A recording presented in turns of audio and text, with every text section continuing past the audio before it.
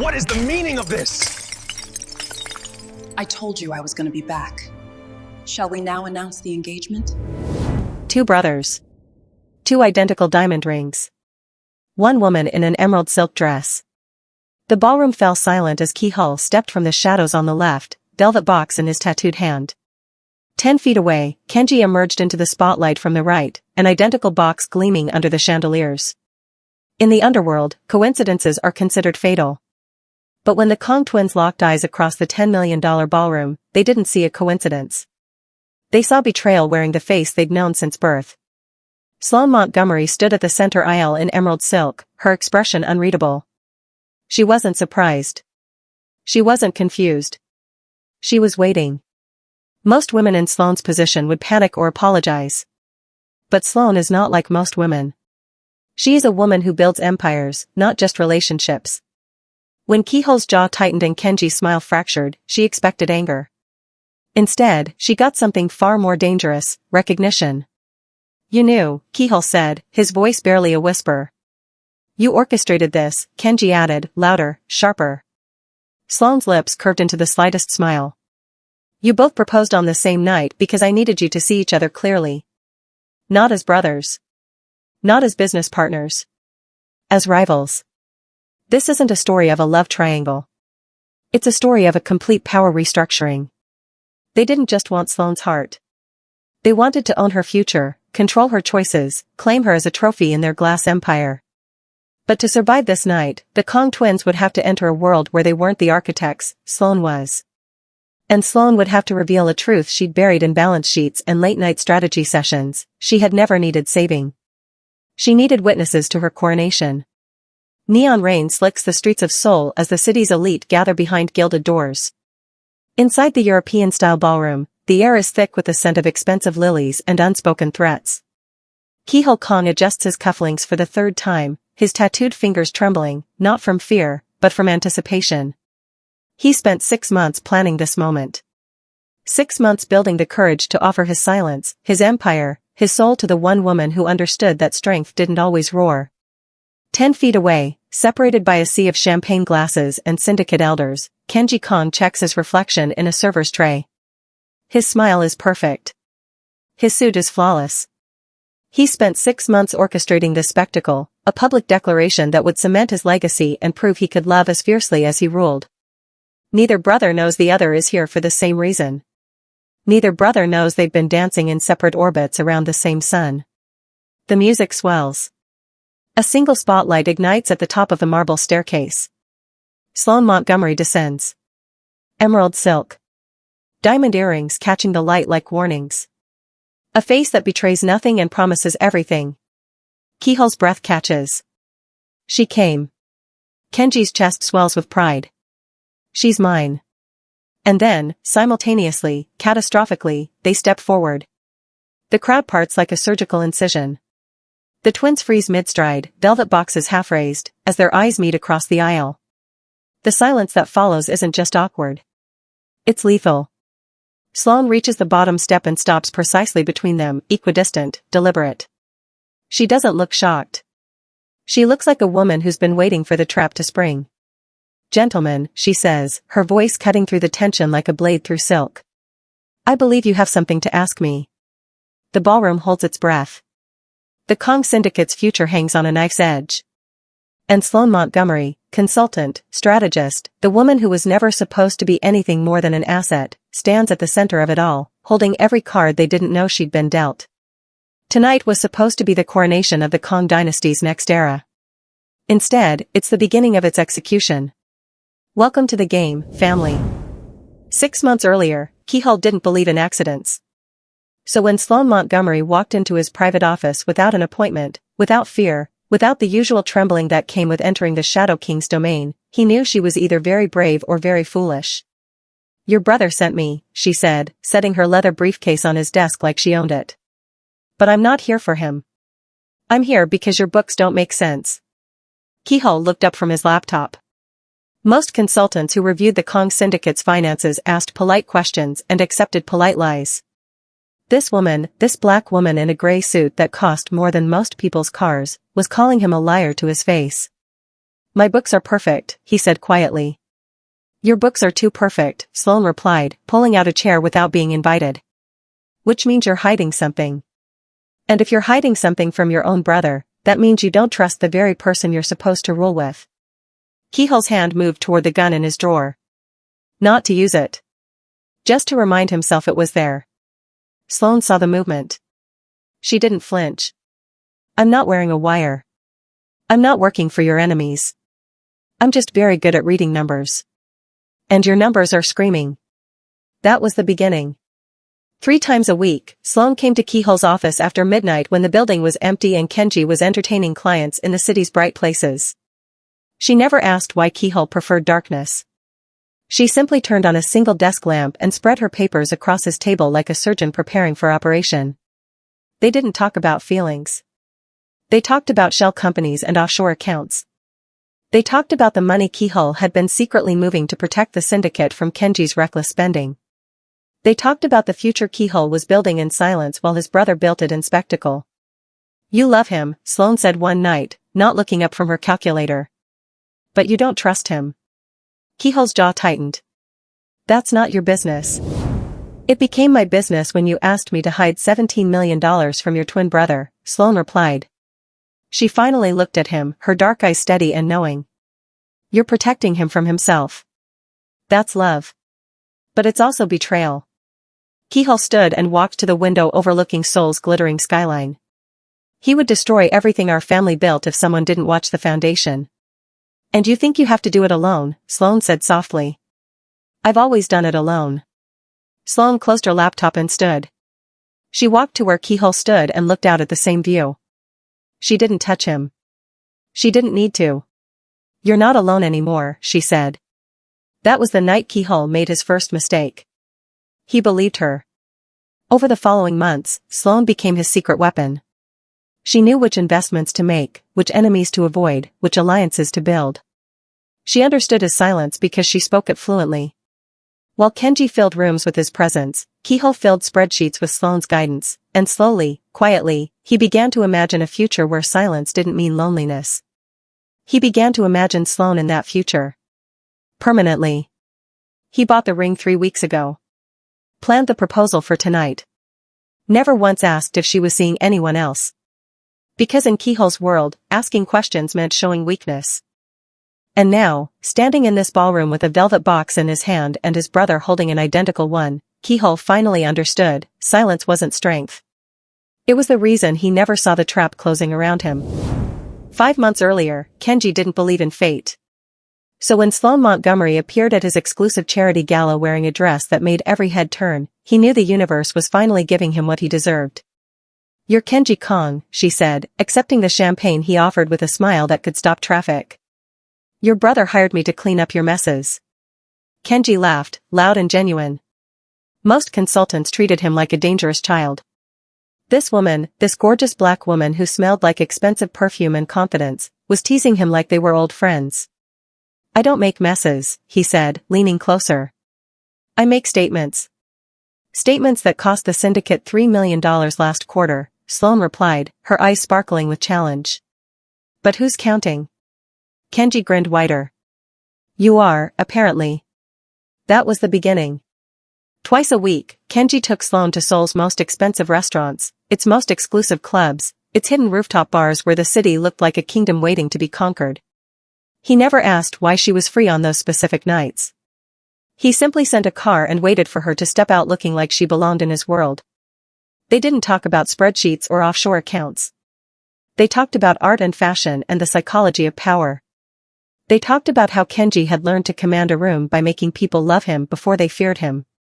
They talked about building empires that people celebrated instead of hiding from.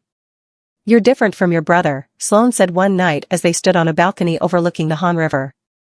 Music from the club below pulsed through the floor beneath their feet. Kenji's smile dimmed slightly. Everyone says that like it's a compliment. It is, Sloane replied, turning to face him fully. Her red dress caught the city lights like fire. Kehoe builds in the shadows. You build in sunlight. The world needs both. Kenji moved closer, his hand finding her waist like it belonged there. And what do you need? Sloane's smile was mysterious, beautiful, and completely unreadable. I need someone who isn't afraid to be seen. That was the night Kenji made his first mistake. He believed she meant him. Over the following months, Sloane became his perfect partner. She attended every gala, every meeting, every public appearance where Kenji needed someone brilliant and beautiful beside him. She laughed at his jokes, challenged his ideas, and made him feel like he was more than just the loud half of a matching set. While Kihal buried himself in paperwork, Kenji buried himself in the fantasy of what he and Sloane could become together. He imagined her standing beside him when he finally stepped out of his brother's shadow. He imagined their children, their empire, their legacy written in headlines instead of hidden ledgers. He bought the ring 4 weeks ago. Planned the proposal as a public spectacle because everything Kenji did was a performance. Never once wondered why Sloane was so often unavailable on the nights he didn't see her. Because in Kenji's world, asking too many questions meant showing doubt. And now, standing in this ballroom with a velvet box in his hand and his brother holding an identical one, Kenji finally understood, confidence wasn't wisdom. It was the reason he never saw the trap closing around him. The woman he loved hadn't chosen between them. She had chosen to destroy them both. 7 months earlier, Sloane Montgomery didn't believe in games. So when the Kong Syndicate hired her to audit their finances and discovered they were really 2 separate empires pretending to be one, she knew she had found something more valuable than money. She had found leverage. You'll work with both brothers, her agency director said, sliding 2 thick folders across the desk. Kihal handles the foundations. Kenji handles public relations. They never meet with consultants together. Sloane opened the first folder and saw Kihal's face. Seriously. Calculated. A man who trusted numbers more than people. She opened the second folder and saw Kenji's face. Charismatic. Bold. A man who trusted charm more than caution. Identical twins who had spent their entire lives becoming opposites. When do I start? Sloane asked. That was the beginning. The truth was simple, Sloane never lied to either brother. She simply never told the complete truth. When Kihal asked, "Are you seeing anyone?" she answered, "I don't mix business with pleasure." Which was true. Her nights with Kenji weren't business. They were researching. When Kenji asked, "Do you work with my brother?" she answered, "I work for the syndicate." Which was true. Kihal never asked her to work exclusively for him. He just assumed. Assumptions, Sloane learned, were more dangerous than lies. Kihal met her in darkness, so he never saw the dresses Kenji bought her. Kenji met her in crowds, so he never noticed she was always tired on Wednesday mornings after her Tuesday midnight meetings with Kihal. Both brothers were so focused on what they wanted to see that they never looked at what was actually there. A woman building her own empire between their blind spots. Sloane didn't feel guilty. She felt strategic. She had grown up watching powerful men take what they wanted and call it love. She had learned early that the only way to survive in their world was to become better at their game than they were. The Kong brothers didn't want a partner. They wanted a prize. A beautiful, intelligent trophy to prove they had finally won something their twin didn't have. So Sloane gave them exactly what they wanted. With Kihal, she was quite strong. With Kenji, she had bright ambition. She never pretended to be someone she wasn't. She simply showed each brother the parts of herself they needed to see. The dangerous part, the part Sloane hadn't planned, was that she actually liked them both. Kihal's silence felt like safety. His careful planning felt like protection. When he looked at her across his dark office, she felt seen in ways that had nothing to do with her appearance. Kenji's laughter felt like freedom. His bold confidence felt like a possibility. When he spun her across a dance floor, she felt alive in ways that had nothing to do with danger. But liking them didn't mean trusting them. And it definitely didn't mean belonging to them. When both brothers started hinting at proposals, Sloane didn't panic. She calculated. She moved syndicate assets into accounts only she could access. She built relationships with their enemies and allies alike. She created a safety net made of information, money, and power. And then she did something brilliant. She let both brothers propose on the same night. In the same room. To the same woman wearing the same emerald silk dress they had both suggested. Because Sloane Montgomery didn't believe in games. She believed in winning. And tonight, standing between two identical rings and two identical faces filled with identical rage, Sloane finally understood, power wasn't something you took from men. It was something you let them give you while they thought they were taking from you. 3 weeks earlier, Keyhall sat in his office and made a decision that would destroy everything. He was going to propose to Sloane Montgomery. Publicly. It went against every instinct he had. Keyhall lived in the shadows. He kept secrets. He protected what he loved by hiding it from the world. But Sloane deserved more than midnight meetings and whispered conversations. She deserved to be claimed. Celebrated. Protected by the weight of his name. He picked up his phone and called his event planner. I need you to organize a gala. Spare no expense. I want it to be perfect. What's the occasion? The planner asked. My engagement, Keyhall said, and the words felt strange in his mouth. Like speaking a language he'd never learned but somehow understood. Across the city, in a penthouse suite filled with sunlight and ambition, Kenji made the same decision for completely different reasons. He was going to propose to Sloane Montgomery. Spectacularly. It fit everything he was. Kenji lived for the spotlight. He turned moments into memories and memories into legends. Sloane had brought light into his life, and he wanted the whole world to witness him giving that light back to her wrapped in diamonds and promises. He picked up his phone and called the same event planner. I need you to organize the biggest gala Seoul has ever seen. Money is no object. I want people to talk about this night for decades. What's the occasion? The planner asked, already exhausted. My engagement, Kenji said, and the words felt like victory. Like he was finally becoming someone his brother couldn't ignore. The event planner stared at her phone in horror. Both Kong brothers wanted engagement galas. Both wanted them private but impressive. Both wanted them scheduled for the same date they always held their annual syndicate gathering. She did what any reasonable person would do. She combined them. One venue. One guest list. One massive $10 million spectacle that would serve as both the syndicate's yearly celebration and the perfect backdrop for whichever brother was actually getting engaged. She assumed they knew about each other's plans. She assumed this was some kind of twin coordination she wasn't important enough to understand. She was wrong. For 3 weeks, Keyhall planned in secret. He chose white lilies because Sloane once mentioned liking their simplicity. He arranged for a private moment during the gala where he would take her aside, away from crowds, and offer her everything he had in the quietest way possible.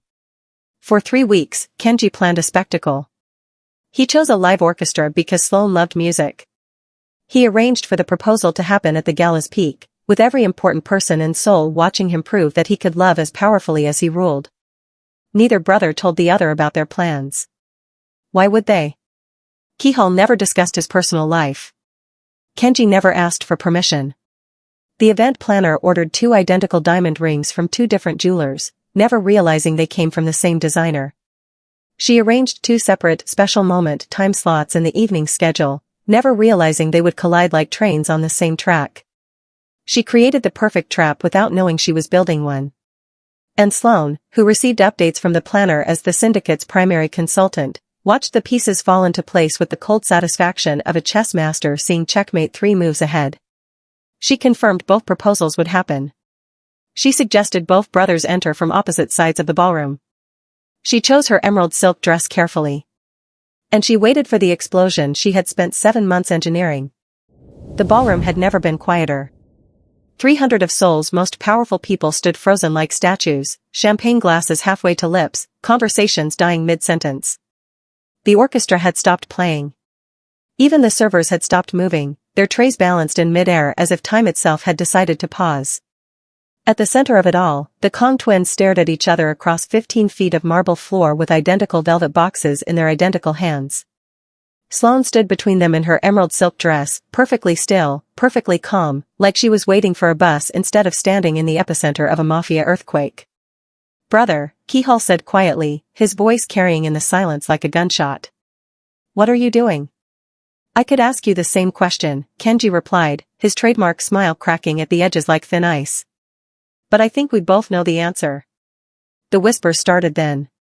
Soft at first, like wind through leaves, then growing louder as 300 people realized they weren't watching a celebration. They were watching a war beginning. Did you know about this? both of them? With the same woman? This is going to destroy the syndicate. Someone's going to die tonight. Around the edges of the ballroom, security guards shifted their weight. Hands moved closer to concealed weapons. Everyone who worked for the Kong syndicate knew the rules. When the twins disagreed, violence followed. And they had never disagreed about anything this personal. Kim Min-jun, the syndicate's oldest advisor, stepped forward from the crowd. His face was pale. Gentlemen, perhaps we should discuss this privately. No. Kenji's voice was sharp, cutting. His eyes never left his brother's face. We're going to discuss this right here. Right now. In front of everyone who thought they knew us. Kiho's jaw tightened. His tattooed hand clenched around the velvet box until his knuckles went white. You don't want to do this, Kenji. Don't I? Kenji laughed, but there was no humor in it. You've been hiding things from me for months. Secret meetings. Secret accounts. And now this? A secret woman? She's not. Kihul stopped himself, but the damage was done. Not what? Kenji demanded, taking a step closer. Not yours? Not a secret? Which lie are you going to tell me first, brother? The crowd shifted backward like a wave retreating from shore. More hands reached for weapons. The tension in the room was thick enough to choke on. Sloane finally moved. She turned to face Kihul first, her expression soft but unreadable. Kihul, I never lied to you. Then she turned to Kenji, her voice just as gentle, just as careful. Kenji, I never lied to you either. But you never told us the truth, Kihul said, and for the first time, his voice carried emotion. Hurt. Betrayal. You let us both believe. I let you both assume, Sloane corrected quietly. There's a difference. A glass shattered somewhere in the crowd. Everyone jumped. A nervous server had dropped their tray, and now champagne spread across marble like blood from a wound. That single sound broke whatever restraint was holding the room together. Syndicate members began moving toward exits.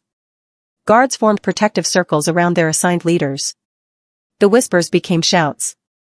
And the Kong twins, who had spent 32 years as two halves of the same whole, looked at each other like enemies for the first time in their lives. Vault, Kihul said, his voice cold and final. Now. Kenji nodded once. Agreed. They both turned to Sloane. You're coming with us, they said in perfect, terrible unison. The vault was 3 floors below the ballroom, buried in concrete and steel like a secret the building wanted to forget. Kihul opened the door with his thumbprint. Kenji held it open with his shoulder. And Sloane walked through like she was entering a meeting room instead of a tomb. The heavy door closed behind them with a sound like a coffin ceiling. The vault was smaller than Sloane expected. No windows. 1 table. 3 chairs. A single light hanging from the ceiling made everyone look sick and exhausted. This was where the Kong syndicate handled its most dangerous problems. Where people came in and sometimes didn't come out. Sloane sat down without being asked. She crossed her legs. Folded her hands in her lap. The emerald silk dress still caught the harsh light like it was mocking them. Kihul stood against the far wall, arms crossed, face unreadable. Kenji paced like a caged animal, his white suit jacket already rumpled from pulling at it. Start talking, Kenji said, his voice tight with barely controlled rage. And don't you dare tell us you didn't lie. I didn't lie, Sloane said calmly. Not once. You were sleeping with both of us. Kenji shouted, slamming his hand on the table. The sound echoed in the small space like a thunderclap. No, Sloane replied, her voice still steady. I was seeing both of you. There's a difference. Kihul finally spoke, his voice quiet and more dangerous because of it. Did you ever touch him? The question hung in the air like poison. Sloane looked at Kihul directly. We danced. We held hands. We kissed at a New Year's party. But no, Kihul. I never slept with your brother. Kenji stopped pacing. You kissed him? You never asked, Sloane said, turning her attention to Kenji now. In 5 months, you never once asked if I was seeing anyone else. You assumed I was yours because that's what you wanted to believe. And you let me believe it. Kenji's hands were shaking. He looked like he wanted to break something. Maybe everything. Yes, Sloane admitted without shame. I did. Keyhole pushed off the wall and moved closer to the table. Why? That single word carried the weight of 7 months. Of midnight meetings and rooftop dances. Of secrets and spreadsheets and slowly falling for someone who might be falling for you too. Why? Keyhole repeated, leaning forward until his tattooed hands pressed flat against the table. Why would you do this to us? Sloane looked at both brothers, her dark eyes moving from one identical face to the other. Because you're the Kong twins. You share everything. An empire. A name. A legacy. But you've spent your entire lives making sure you never have to share the one thing that actually matters. What thing? Kenji demanded. Vulnerability, Sloane said softly. Keyhole, you hide in the shadows because you're afraid Kenji will see how much you carry alone. Kenji, you perform for crowds because you're afraid Keyhole will see how much you need validation. You're both terrified of being honest with each other. So you made us compete for you? Keyhole's voice was ice. That's your excuse? No, Sloane said, standing now, the emerald silk dress rustling in the silence. I made you see each other. Really see each other. Without the business. Without the roles you play. Just two men who want the same thing and refuse to admit they might need to share it. Kenji laughed bitterly. Share? You want us to share you like some kind of trophy? Sloane's smile was sad and knowing. No, Kenji. I wanted you to realize I was never a trophy to win. I'm a mirror. And you both hate what you see in me. For 3 seconds, nobody moved. Then Kenji turned away from Sloane and faced his brother directly. This is your fault. Keyhole's expression didn't change. My fault? You've been hiding things from me for years, Kenji said, his voice rising with each word. Secret accounts. Secret meetings. Now a secret woman.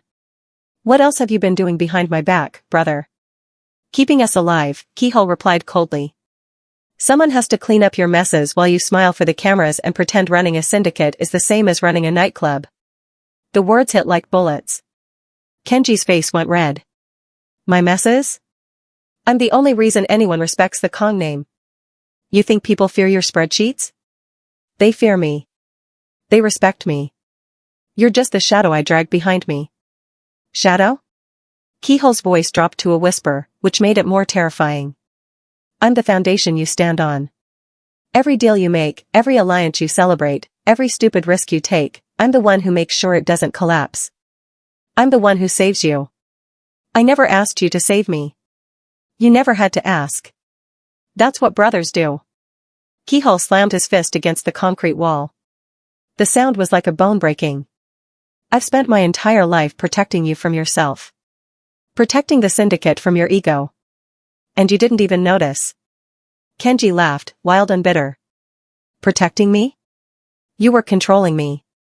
Watching me. Judging every decision I made while you sat in your dark office counting money like some kind of villain. Better a villain than a fool, Keyhole shot back. Sloane stood against the far wall, watching the brothers destroy each other with words they'd been holding back for decades. She didn't interrupt. This wasn't about her anymore. Maybe it never was. You want to know the truth? Kenji said, stepping so close to Keyhole their faces were inches apart. I've always known you thought you were better than me. Smarter. More responsible. More worthy of father's legacy. But guess what, brother? I'm the one people love. I'm the one they choose. Even Sloane. Don't. Keyhole's voice was a blade. Don't you dare use her to prove your point. Why not? She's the proof. Kenji spread his arms wide. You think your quiet nights and your careful planning won her heart? She came to my galas. She laughed at my jokes. She wore the dresses I bought her. She wore an emerald silk dress because I asked her to, Keyhole interrupted. No, Kenji said, pulling the crumpled note from his pocket. She wore an emerald silk dress because I asked her to. I sent her an emerald necklace. I told her the emerald silk dress was her color. Keyhole went very still. I told her the same thing. 3 months ago. The brothers stared at each other as the truth settled over them like ash. She played us both, Kenji whispered. No, Keyhole said slowly. We played ourselves.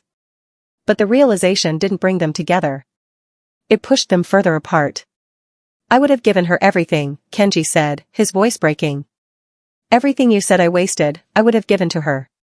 I already gave her everything, Keyhole replied. My trust. My secrets. The parts of me I've never shown anyone. Not even you. They stood in the vault, two identical faces wearing identical pain, and for the first time in their lives, neither knew how to fix what was broken. Because what was broken wasn't the syndicate. It was them. Sloane let them finish destroying each other before she spoke. Are you both done? Her voice cut through their anger like a knife through fog. The brothers turned to look at her, and for the first time since entering the vault, they seemed to remember she was there. Done? Kenji repeated, his voice raw. You destroyed us and you want to know if we're done?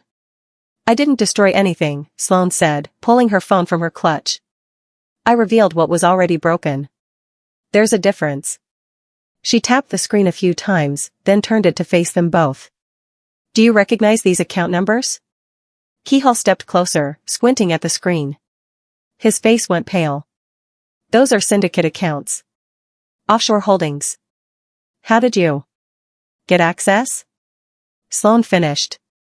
You gave it to me, Keyhole. 3 months ago when you asked me to help restructure your hidden assets. You trusted me with passwords, security codes, everything. Kenji grabbed the phone, scrolling through screens of numbers and transfers. These accounts have been moved.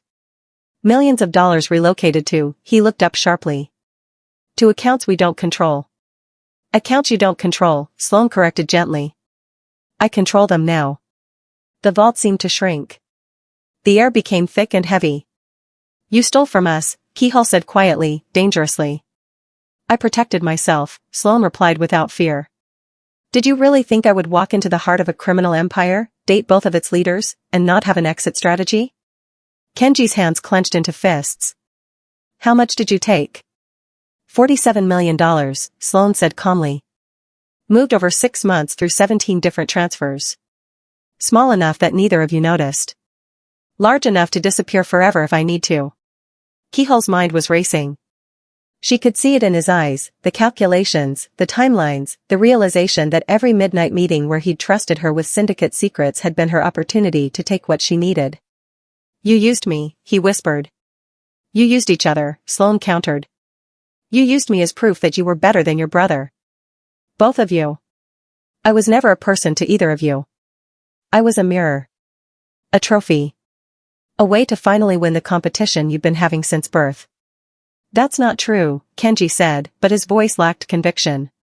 Isn't it? Sloane stepped closer to them both. Keyhole, did you ever ask me what I wanted? Or did you just assume I wanted to be protected and hidden like all your other secrets? Keyhole said nothing. She turned to Kenji. And you?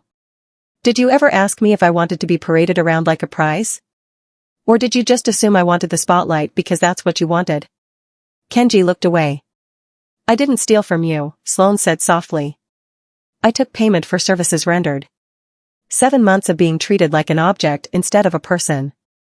7 months of watching you both be brilliant and broken and too proud to help each other. That's worth 47 million, don't you think? The brothers stood silent, caught between rage and shame. So here's your third option, Sloane continued, her voice steady and strong. You can try to hurt me, but the moment anything happens to me, every account gets transferred to your enemies. Every secret I know gets released to the authorities. Every weakness I've documented gets sent to everyone who wants to destroy you. She smiled, sad and knowing. Or you can let me walk away. Let me disappear with enough money to never need anything from anyone ever again. And if we choose option 3? Keyhole asked. There is no option 3, Sloane said. There's only survival or destruction. Choose wisely. The vault was silent except for the hum of the ventilation system and 3 people breathing. Keyhole spoke first. If we let you go, the syndicate looks weak. Every enemy we have will see this as proof that the Kong twins can be manipulated. Controlled. Destroyed. If you don't let me go, Sloane replied calmly, the syndicate collapses from the inside. Your secrets become public. Your money disappears. Your empire burns while you're still standing in it. Kenji ran his hands through his hair, destroying the perfect style he'd spent an hour creating. This is insane. We can't just let you walk away with $47 million and all our secrets. You can't afford not to, Sloane said. Keyhole began pacing, his mind working through possibilities like a chess player seeing moves ahead. We could hunt you down. Eventually. No matter where you hide. You could try, Sloane agreed. But it would take years. Resources. Attention you can't spare while your enemies smell blood in the water. How long do you think the syndicate survives while you're chasing me across the world? She was right. They both knew it. Kenji slammed his hand against the wall. So what? We just let you win? Let you walk away laughing while we pick up the pieces? Nobody's winning, Sloane said quietly. Look at us. Look at what we've become. This isn't victory. This is survival. Keyhole stopped pacing and turned to his brother. Really looked at him for the first time all night. Saw the rumpled suit, the exhaustion in his eyes, the cracks in the confident mask he always wore. Kenji, he said softly. What do you want? Honestly. Kenji blinked, surprised by the question. What? Do you want her? Keyhole asked, gesturing to Sloane. Or do you want to prove you're better than me? Because those are different things. Kenji opened his mouth to answer, then closed it. He looked at Sloane standing against the wall in her emerald silk dress, looking like she could wait forever for his answer. I don't know, he finally admitted. I thought I wanted her. But maybe I just wanted you to see me. Really see me. Not as your problem to fix, but as your equal. Keyhole's expression softened, just slightly. I've always seen you, brother. That's why I protect you. Not because you're weak. Because you're valuable. Then why does it feel like you don't trust me? Kenji's voice cracked. Because trust and control look the same when you're scared of losing someone, Keyhole said. He glanced at Sloane. She taught me that. Sloane said nothing. This moment belonged to the brothers, not to her. Kenji stepped closer to Keyhole. If we let her go, we lose everything we fought for tonight. If we don't let her go, Keyhole replied, we will lose each other. And we lose the syndicate anyway. The brothers stood face to face, identical and opposite, broken and whole. The Empire or the woman, Kenji whispered. No, Keyhole corrected. The Empire or our pride. The syndicate can survive without $47 million. Can it survive without us working together? Kenji looked at his brother for a long moment. Then he looked at Sloane. Then back at Keyhole. Let her go, he said finally. Keyhole nodded slowly. Agreed. They both turned to Sloane. You have 24 hours, Keyhole said. After that, we will never see you again. We never speak your name. You become a ghost. And if you ever come back, Kenji added, his voice hard, the deal is over. Sloane nodded once. Understood. She walked to the vault door, then paused with her hand on the handle. For what it's worth, she said without turning around, you're both better than you think you are. And worse than you pretend to be. Then she opened the door and walked out of their lives forever. Sloane climbed the 3 floors from the vault to the ballroom in silence. Her heels clicked against marble like a countdown. Her emerald silk dress caught the emergency lighting in the empty stairwell. Her heart beat steady and calm because this was always how it was going to end. She had planned for chaos. Prepared for violence. Built safety nets beneath safety nets. But she had never planned for the strange emptiness that came with winning. The ballroom was nearly empty when she emerged. Most guests had fled when the tension became too dangerous. Only a few syndicate members remained, talking in hushed circles, trying to understand what had happened to their leadership. They fell silent when they saw her. Sloane walked through the center of the ballroom, past overturned champagne glasses and abandoned plates. Past the stage where the proposal was supposed to happen. Past the flowers that cost more than most people earned in a year. Nobody stopped her. Nobody spoke to her. They simply watched as the woman in the emerald silk dress walked toward the exit like a queen leaving a conquered kingdom. At the door, Sloane paused. She looked back one last time at the $10 million ruin.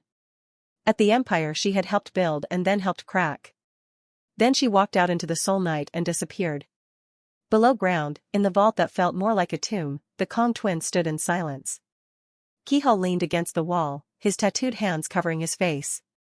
Kenji sat at the table, his head down, his perfect suit wrinkled and stained with sweat. We just lost $47 million, Kenji said eventually. We lost more than that, Kihal replied. She made fools of us. No. We made fools of ourselves. Kenji looked up at his brother. How long have you been hiding money from me? Kihal was quiet for a moment. 2 years. Maybe longer. Why? Because you spend like tomorrow doesn't exist. Because someone has to think about the future. Because I was scared you would destroy everything our father built. And you never thought to just talk to me about it? Kenji's voice wasn't angry anymore. It was tiring. Hurt. Would you have listened? Kihal asked. Kenji considered this honestly. Probably not. They sat with that truth between them, heavy and uncomfortable and real. I've been jealous of you, Kihal admitted quietly. Your whole life. The way people love you. The way you move through the world like it's easy. Like being a Kong is a gift instead of a burden. Kenji laughed bitterly. And I've been jealous of you. The way father trusted you with secrets. The way you understand the business without even trying. Like you were born knowing how to rule while I've spent my whole life performing. We're idiots, Kihal said. Complete idiots, Kenji agreed. They looked at each other and, for the first time all night, they almost smiled. The syndicate is going to be in chaos tomorrow, Kenji said. Everyone saw what happened. They'll think we're weak. Divided. We are divided, Kihal pointed out. Then maybe it's time we fix that. Kihal pushed off the wall and extended his hand to his brother. Not for a handshake. For help standing up. Kenji took it. They walked out of the vault together, 2 halves of the same broken hull, and climbed back toward the ballroom they'd destroyed. The $10 million gala was ruined. The woman they'd both loved was gone. Their secrets were exposed to each other and to the world. But for the first time in years, the Kong twins were finally honest. And sometimes, honesty is the only foundation strong enough to rebuild an empire on.